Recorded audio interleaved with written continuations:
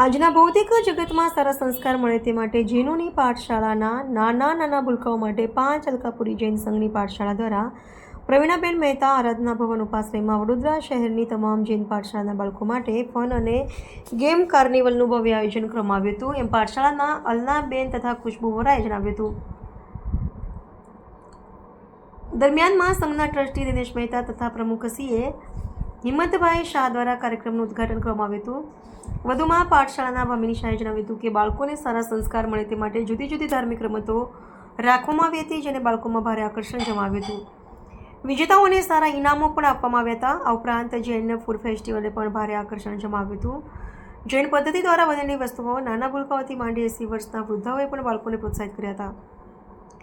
આ કાર્યક્રમમાં યુનિવર્સિટીના પૂર્વ સેનેટ અને સિન્ડિકેટ સભ્ય તથા જાણીતા જૈન અગ્રણી દીપક શાહ, પંકજભાઈ શાહ, ધર્મેશભાઈ શાહ, ડૉક્ટર આશુતોષ શાહ સહિતના અગ્રણીઓ પણ વિશેષ ઉપસ્થિત રહ્યા હતા. દર્શક મિત્રો, આજે અલકાપુરી જૈન સંઘ ગાય સર્કલ જે આવેલો છે, સરસ મજાના નાના બાળકોનો એક ફનફેરનો કાર્યક્રમ.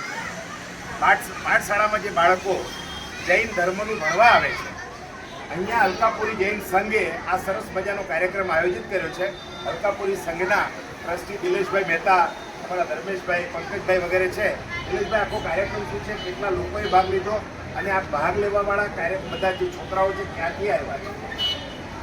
આ પ્રોગ્રામ પાઠશાળા જે અલકાપુરી સંઘમાં પાઠશાળા ચાલે છે એની અંદરમાં જે છોકરાઓ ભણે છે પાઠશાળાની અંદરમાં એ લોકો દ્વારા આખું આ આયોજન કરવામાં આવ્યું છે.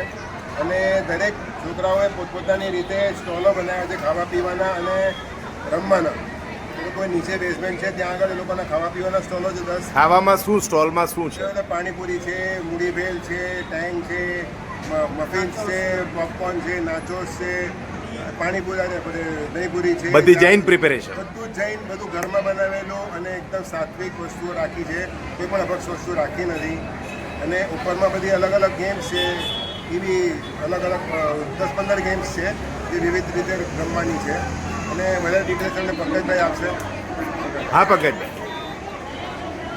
વડોદરા અલકાપુરી શ્રી જૈન સંઘની પાઠશાળામાં બાળકો કેમ વધારે જોડાય અને વધુને વધુ જૈન ધર્મના જ્ઞાનનો એમને સંસ્કાર મળે એ હેતુથી આ આયોજન કરવામાં આવ્યું છે.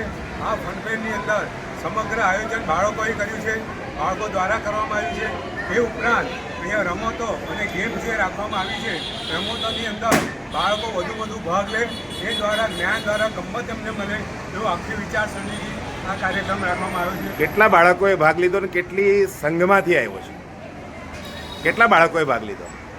આજે અમારા સંઘના લગભગ 250 થી 300 અમારા સંઘના બાળકો અને આખા વડોદરાની બધી પાઠશાળાના બાળકો થઈ અને લગભગ 1000 થી 1500 જેટલા બાળકો આમાં ફંક્શનમાં આવવાના છે.